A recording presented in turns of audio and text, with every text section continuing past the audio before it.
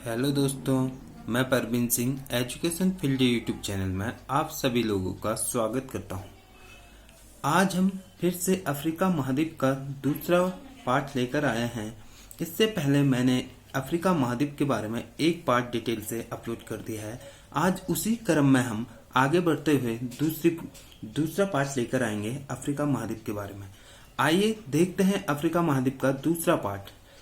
Start करते हैं Africa महाद्वीप का दूसरा पार्ट विषुवत रेखी देशों से। ठीक, विषुवत रेखी देशों से आज स्टार्ट करेंगे अफ्रीका महाद्वीप का दूसरा पार्ट। जो विषुवत रेखी देश हैं, यहाँ पर आपको ये ध्यान देनी है, जो अफ्रीका महाद्वीप है, अफ्रीका महाद्वीप पर मैंने बताया था तीनों रेखाएं गुजरते हैं। आपको मैंने पहले वीडियो में ये बताया है। तो जो विषुवत रेखा है 0 डिग्री देशांतर, जिसको विषुवत रेखा या भूमध्य रेखा कहते हैं, अफ्रीका महाद्वीप के कितने देश भूमध्य रेखा या विषुवत रेखा से होकर गुजरती है? आपसे ये क्वेश्चन पूछा जा सकता है। तो आपको बतानी है कि विषुवत रेखा या भूमध्य रेखा से अफ्रीका महाद्वीप के कितने देश होकर गुजरती है। तो आपको बतानी है 7 देश होकर गुजरती है। अफ्रीका महाद्वीप के 7 देश विषुवत रेखा से होकर गुजरती है। पहला देश है साओ टोमे प्रिंसिप। पहला देश है साओ टोमे प्रिंसिप, यह है पहला देश। दूसरा देश है गैबोन। तीसरा देश है कांगो। चौथा देश है कांगो गणराज्य। पांचवा देश है युगांडा।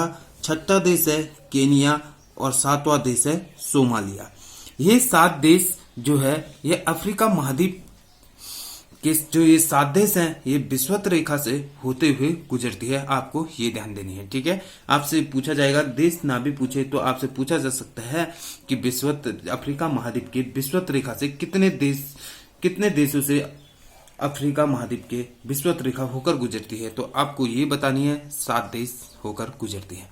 इसी क्रम में हम आगे बढ़ते हुए आगे देखते हैं भूमध्य सागर जो है, इसमें यहां से भूमध्य सागर के समीप कितने देश अफ्रीका महाद्वीप के कितने देश भूमध्य सागर से लगे हुए हैं? आपको ये ध्यान देनी है। ठीक, तो भूमध्य सागर जो है, भूमध्य सागर से अफ्रीका महाद्वीप के 5 देश लगे हुए हैं। कितने देश लगे हैं? 5 देश। आपको ये भी ध्यान देनी है। अफ्रीका महाद्वीप के भूमध्य सागर से कितने देश लगे हुए हैं? आपको ये ध्यान देनी है। ठीक, भूमध्य सागर जो है, भूमध्य सागर से अफ्रीका महाद्वीप के 5 देश लगे हुए हैं। तो कौन कौन से हैं? मोरक्को, अल्जीरिया, ट्यूनीसिया, लीबिया और मिस्र। ये 5 देश भूमध्य सागर से भी लगे हुए। तो आइए हम आपको मैप के जरिए से विषुवत रेखा कितने देशों से होकर गुजरती है आपको ये भी दिखाते हैं, और भूमध्य सागर से कितने देश टच होती है ये भी दिखाते हैं। तो ये रहा आपके सामने में मैप। ये है भूमध्य सागर या विषुवत रेखा, ये 0 डिग्री देशांतर रेखा ये है। ठीक, तो इसमें से 7 देश होकर गुजरती है। भूमध्य रेखा से 7 देश होते हुए गुजरती है। मैंने अभी आपको बताया। पहला देश है ये है साओ टोमे। पहला देश है साओ टोमे। ठीक, दूसरा देश है, आपको ये ध्यान देनी है, गैबोन। ठीक, ये भी भूमध्य रेखा से होते हुए जाती है। तीसरा देश है कांगो, आपको ये भी ध्यान देनी है। चौथा देश है कांगो गणराज्य, आपको ये भी ध्यान देनी है। ठीक, कांगो गणराज्य चौथा देश हो गया। 5वां देश है युगांडा, आपको ये भी ध्यान देनी है। ये रहा आपके सामने में युगांडा। ठीक, आपको ये भी ध्यान देनी है।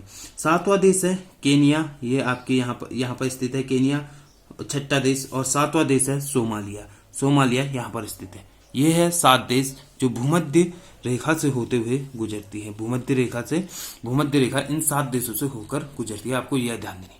और मैंने इसके बाद मैप के जरिए से मैंने कुछ और बताया था कि भूमध्य सागर से कितने देश लगते हैं। आपको ये भी मैं मैप के जरिए से बताऊंगा। ठीक, भूमध्य सागर यहाँ पर स्थित है। भूमध्य सागर आपको दिख रहा होगा शायद। भूमध्य सागर ये रहा आपके सामने में। भूमध्य सागर यहाँ पर स्थित है। ये है पूरा भूमध्य सागर का भाग है। और यहाँ पर भूमध्य सागर से कितने देश लगते हैं अफ्रीका महाद्वीप के? तो मैंने अभी बताया आपको, भूमध्य सागर से 5 देश लगते हैं। कौन कौन से लगते हैं? ये है मोरक्को, यहाँ पर स्थित है मोरक्को लगता है। अल्जीरिया लगता है, अल्जीरिया यहाँ पर स्थित है। ट्यूनीसिया यहाँ पर स्थित है, ट्यूनीसिया लगता है। ठीक, लीबिया लगता है, लीबिया यहाँ पर। और मिस्र लगता है। ठीक, ये भी ध्यान देनी है। ठीक, 5 देश हो गए, 1 2 3 4 5 देश। ठीक, मिस्र। तो भूमध्य सागर से 5 देश लगते हैं। तो इसी क्रम में हम आगे देखते हैं तो आगे लाल सागर। लाल सागर की बात करें, लाल सागर से कौन कौन से देश लगते हैं? तो लाल सागर से मिस्र, सूडान, इरिट्रिया और जिबूती, यानी कि 4 देश लाल सागर से लगते हैं। ठीक, आपको ये भी ध्यान देना है, जो लाल सागर है, लाल सागर से अफ्रीका महाद्वीप के कितने देश लगते हैं? तो आपको बतानी है, चार देश लगते हैं लाल सागर से। कौन कौन से? मिस्र, सूडान, इरिट्रिया और जिबूती। आइए हम मैप के जरिए से आपको ये भी दिखाते हैं।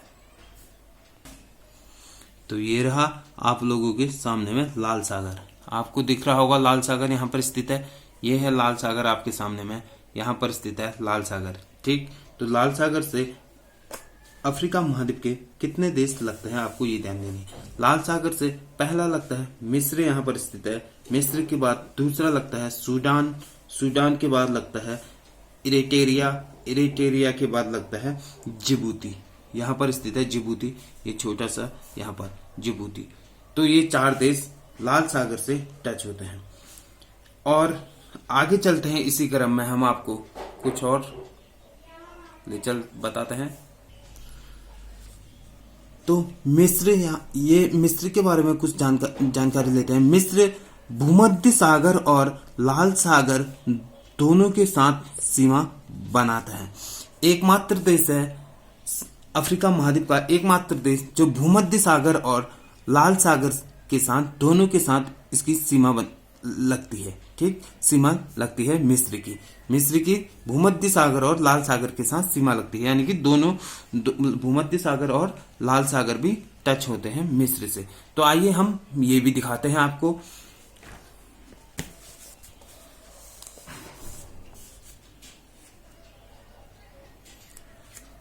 तो ये रहा आपके सामने में मिस्र, यहां पर स्थित है मिस्र।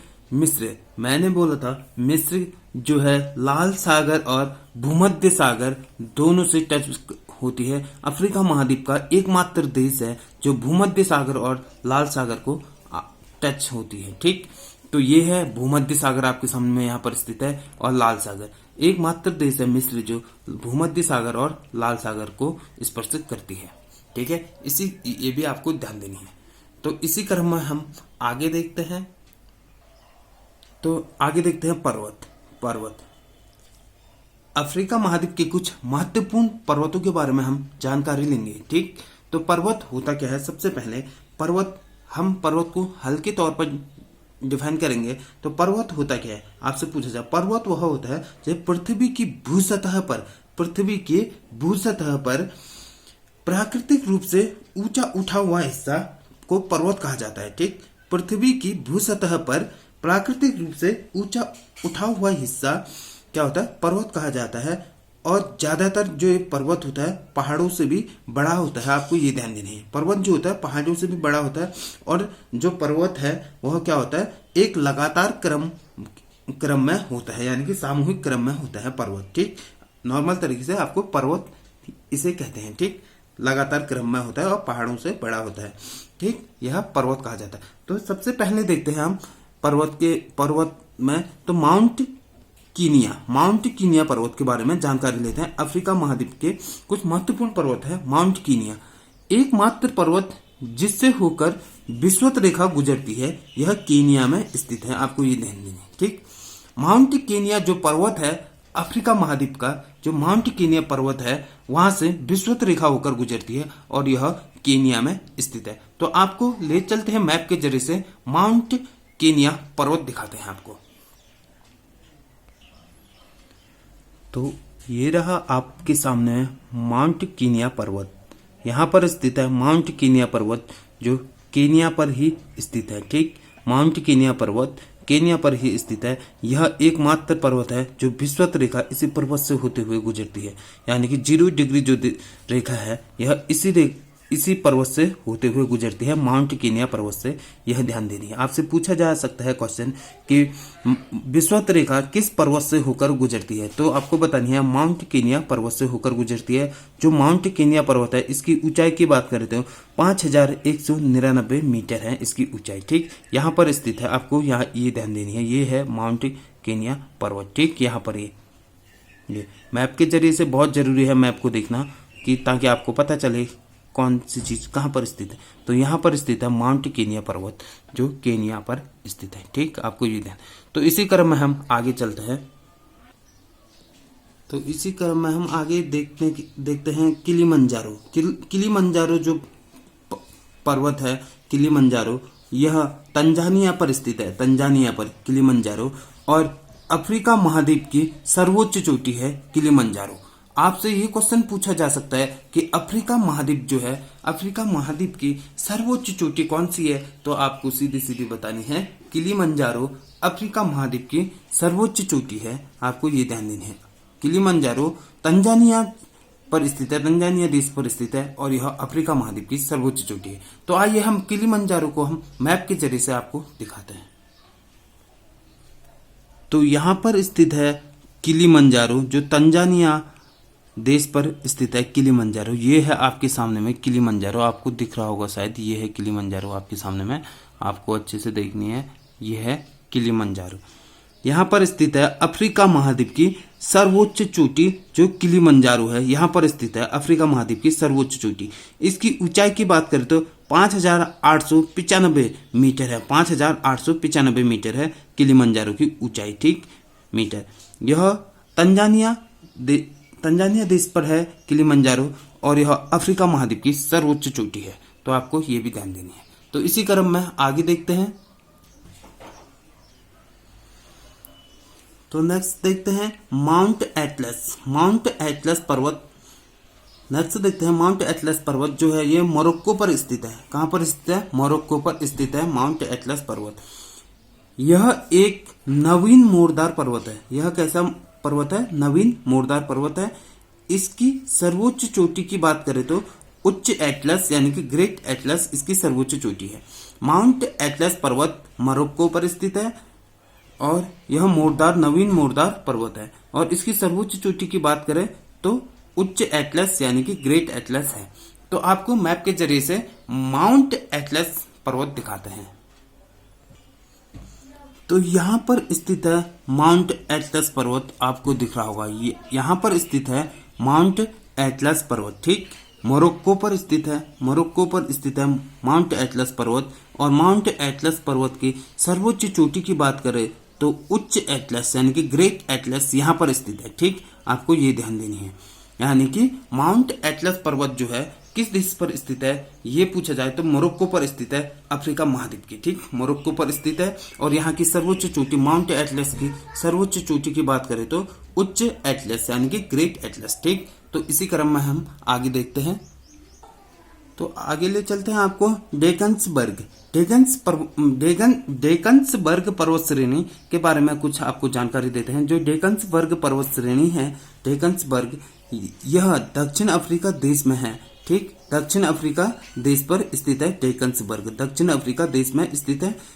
इसका कुछ क्षेत्र उष्णकटिबंधीय क्षेत्र है, ठीक। जो डेकन्सबर्ग है इसका कुछ क्षेत्र उष्णकटिबंधीय क्षेत्र है, लेकिन सर्वाधिक उपोष्ण क्षेत्र है। जो डेकन्सबर्ग पर्वत श्रेणी है इसका अधिकतर भाग क्या है, कुछ भाग तो उष्णकटिबंधीय है और सर्वाधिक भाग उपोष्ण है, जहां पर वेल्ड घास के मैदान पाए जाते हैं, वेल्ड घास के मैदान पाए जाते हैं। तो आपसे पूछा जाएगा जो वेल्ड घास के मैदान कहाँ पाया जाता है, तो आपको बतानी है डेकन्सबर्ग में वेल्ड घास के मैदान पाए जाते हैं, ठीक है। तो आपको हम ले चलते हैं डेकन्सबर्ग, मैप के जरिए से दिखाते हैं। तो ये रहा आपके सामने में डेकन्सबर्ग, ठीक। डेकन्सबर्ग यहाँ पर स्थित है। यह दक्षिण अफ्रीका देश पर स्थित है, दक्षिण अफ्रीका देश पर स्थित है डेकन्सबर्ग, ठीक, यहाँ पर स्थित है। और यहीं पर ही घास के मैदान पाए जाते हैं, वेल्ड घास के मैदान डेकन्सबर्ग के पास, ठीक, दक्षिण अफ्रीका पर डेकन्सबर्ग घास यहीं पर स्थित है, दक्षिण अफ्रीका महाद्वीप पर। यहाँ पर वेल्ड घास के मैदान के लिए प्रसिद्ध है डेकन्सबर्ग, ठीक। ये एक पर्वत है डेकन्सबर्ग पर्वत, ठीक। आपको ये भी ध्यान देनी है। तो इसी क्रम में हम आगे ले चलते हैं आपको। तो आगे देखते हैं मरुस्थल के बारे में, कुछ महत्वपूर्ण मरुस्थल को जानकारी लेते हैं अफ्रीका महाद्वीप के कुछ महत्वपूर्ण मरुस्थल के बारे में। तो सबसे पहले देखते हैं हम मरुस्थल के बारे में। पहले तो हम ये देखते हैं कि मरुस्थल किसे कहते हैं। मरुस्थल ऐसे क्षेत्र को कहा जाता है, ऐसे भौगोलिक क्षेत्र को कहा जाता है जहां पर जलपात या जल स्तर बहुत कम होता है। यानी कि अन्य क्षेत्रों की अपेक्षा जल की मात्रा काफी कम होती है, उसको मरुस्थल कहते हैं। मरुस्थल का माने यह नहीं होता है कि वह गर्म क्षेत्र ही हो, गर्म क्षेत्र के साथ साथ ठंडा क्षेत्र को भी मरुस्थल कहा जाता है। जैसे गर्म मरुस्थल तो हमारा सहारा मरुस्थल हो गया, लेकिन अटलांटिक मरुस्थल जो है एक शीत मरुस्थल है, यह ठंडा मरुस्थल भी है, ठंडा भी होता है गर्म भी होता है। ठीक, तो आपको ये ध्यान देनी है, मरुस्थल उन क्षेत्रों को कहा जाएगा, मरु यानी कि सूखा वाले स्थलों को, और जहां पानी की बहुत कमी होती है, यानी कि पानी की मात्रा बहुत कम होती है, उसी स्थान को मरुस्थल कहा जाता है। तो सबसे पहले हम देखते हैं सहारा मरुस्थल। सहारा मरुस्थल के बारे में जानकारी लेते हैं। सर्वप्रथम सहारा मरुस्थल के विस्तार की बात करें तो सहारा मरुस्थल की सबसे पहले की विस्तार की बात करें तो सहारा मरुस्थल 11 देशों में फैला हुआ है। ठीक, आपको ये ध्यान देनी है, जो सहारा मरुस्थल है यह 11 देशों में फैला हुआ है सहारा मरुस्थल।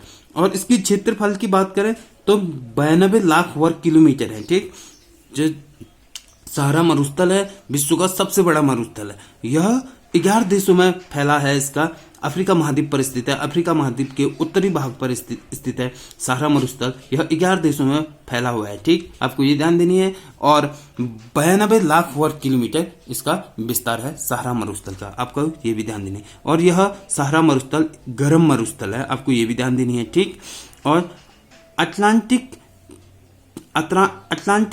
क्षेत्रफल में भारत के क्षेत्रफल का दुगना लगभग है। जो सहारा मरुस्थल है यह भारत के क्षेत्रफल का, जो भारत है, भारत के क्षेत्रफल का लगभग दुगना है सहारा मरुस्थल, इतना बड़ा है। ठीक, यह विश्व का सबसे बड़ा मरुस्थल है। और जो सहारा मरुस्थल है इसका विस्तार की बात करें तो अटलांटिक महासागर से लाल सागर तक फैला हुआ है सहारा मरुस्थल। ठीक, सहारा मरुस्थल अटलांटिक महासागर से लाल सागर तक इसका फैला है। तो मैप के जरिए से हम आपको सहारा मरुस्थल दिखाते हैं।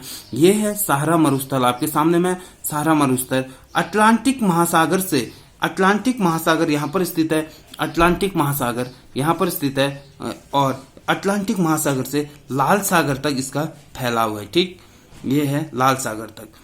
ये है आपके सामने में सहारा मरुस्थल, जो अफ्रीका महाद्वीप के उत्तरी भाग पर स्थित है सहारा मरुस्थल। यह 11 देशों में फैला हुआ है, ये भी आपको ध्यान देनी है। ठीक, आइए इसी क्रम में हम कुछ आगे जानकारी लेते हैं। तो यह विश्व का सबसे बड़ा मरुस्थल है सहारा मरुस्थल। ठीक, आपको ये भी ध्यान देनी है, यह विश्व का सबसे बड़ा मरुस्थल है। यह मरुस्थल उत्तरी अफ्रीका महाद्वीप में स्थित है। ठीक है, उत्तरी अफ्रीका महाद्वीप में स्थित है, अफ्रीका महाद्वीप के उत्तरी भाग पर स्थित है सहारा मरुस्थल। ठीक, आपको ये भी ध्यान देनी है।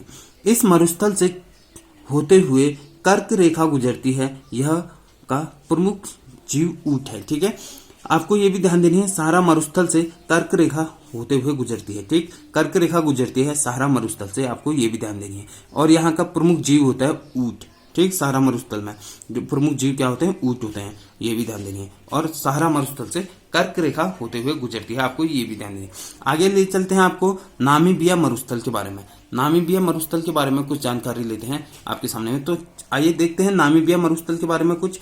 नामीबिया मरुस्थल यह सहारा मरुस्थल का ही भाग है जो नील नदी के द्वारा अलग हुआ है। ठीक, जो नामीबिया मरुस्थल है यह सहारा मरुस्थल का ही भाग था पहले, बाद में जब नील नदी बही तो यह अलग हो गए हैं सहारा मरुस्थल से। नामीबिया अलग हो गया और सहारा मरुस्थल अलग हो गया नील नदी के कारण। तो आइए हम आपको नामीबिया मरुस्थल भी दिखाते हैं। तो ये है आपके सामने में नामीबिया मरुस्थल, आपको दिख रहा होगा, यहाँ पर स्थित है नामीबिया मरुस्थल। ठीक, आपको ये भी ध्यान देनी है, यहाँ पर स्थित है नामीबिया मरुस्थल। ये रहा नामीबिया मरुस्थल, यहाँ पर स्थित है। ठीक, यह सहारा मरुस्थल का ही भाग था। नामीबिया मरुस्थल भी सहारा मरुस्थल का ही भाग था, लेकिन यहाँ से नील नदी, विक्टोरिया झील से नील नदी निकलती है और नील नदी के बहने के कारण यह अलग हुआ। ठीक, नामीबिया मरुस्थल अलग हो गया, सहारा मरुस्थल अलग हो गया, यानी कि सहारा मरुस्थल का ही भाग था, लेकिन नील नदी के कारण यह नामीबिया मरुस्थल अलग हो गया। यानी कि नील नदी यहाँ से बहती है, यहाँ पर नामीबिया मरुस्थल हो गया, इधर सहारा मरुस्थल। ठीक, आपको ये भी ध्यान देनी है, नील नदी के बहाव से यह अलग हुआ है। नामीबिया मरुस्थल सहारा का ही भाग था। तो आइए आगे चलते हैं। तो आगे देखते हैं कालाहारी मरुस्थल। ठीक, आगे देखते हैं कालाहारी मरुस्थल। यह मरुस्थल दक्षिण अफ्रीका महाद्वीप में स्थित है। दक्षिण अफ्रीका महाद्वीप पर स्थित है कालाहारी मरुस्थल, जिसका सर्वाधिक भाग बोत्सवाना में स्थित है। ठीक, कहां पर स्थित है? सर्वाधिक भाग बोत्सवाना में स्थित है। इससे होकर मकर रेखा गुजरती है, यानी कि कालाहारी मरुस्थल से मकर रेखा होकर गुजरती है। यहाँ की प्रमुख जनजाति है बुशमैन। कालाहारी मरुस्थल की प्रमुख जनजाति है बुशमैन, और यहाँ का प्रमुख जीव है शुतुरमुर्ग। ठीक, कालाहारी मरुस्थल में यहाँ की प्रमुख जीव है शुतुरमुर्ग और यहाँ की प्रमुख जनजाति है बुशमैन। आपको ये भी ध्यान देना है। और कालाहारी मरुस्थल कितने देशों में फैला हुआ है? तो कालाहारी मरुस्थल 3 देशों में फैला हुआ है। आपको ये भी ध्यान देना है। कौन कौन से? दक्षिण अफ्रीका, बोत्सवाना और नामीबिया। 3 देशों में फैला है कालाहारी मरुस्थल। कौन कौन से? दक्षिण अफ्रीका, बोत्सवाना और नामीबिया। आपको ये भी ध्यान देना है। ठीक, तो आपको यह ध्यान देना है जो कालाहारी मरुस्थल है यह 3 देशों में विस्तार है इसका, और दक्षिण अफ्रीका महाद्वीप पर स्थित है। दक्षिण अफ्रीका के भी दक्षिण में स्थित है। और यहाँ की प्रमुख जनजाति की बात करें तो कालाहारी मरुस्थल की प्रमुख जनजाति है बुशमैन, और इसी कालाहारी मरुस्थल से होकर मकर रेखा गुजरती है। आपको ये भी ध्यान देनी है। तो आइए हम कालाहारी मरुस्थल को आपको मैप के जरिए से दिखाते हैं। तो ये है आपके सामने में कालाहारी मरुस्थल। तो ये रहा आपके सामने में। ठीक, कालाहारी मरुस्थल यह 3 देशों में फैला हुआ है। कितने देशों में फैला है? 3 देशों में। आपको ये ध्यान, 3 देशों में विस्तार है इसका कालाहारी मरुस्थल का। कौन कौन से? दक्षिण अफ्रीका यहाँ पर पड़ता है, और इसी के यहाँ पर रखता है बोत्सवाना, और यहाँ पर है नामीबिया। ठीक, नामीबिया यहाँ पर 3 देशों में फैला है, और बोत्सवाना में कालाहारी मरुस्थल सर्वाधिक भाग बोत्सवाना में है। ठीक, यहाँ की प्रमुख जनजाति की बात करें तो बुशमैन यहाँ की प्रमुख जनजाति है। ठीक, आपको ये भी ध्यान देनी है। तो आज के लिए हम इतना ही रखते हैं। आई होप आपको मेरी वीडियो अच्छी लगी हो तो लाइक करें, शेयर करें, कमेंट करें। Thank you so much.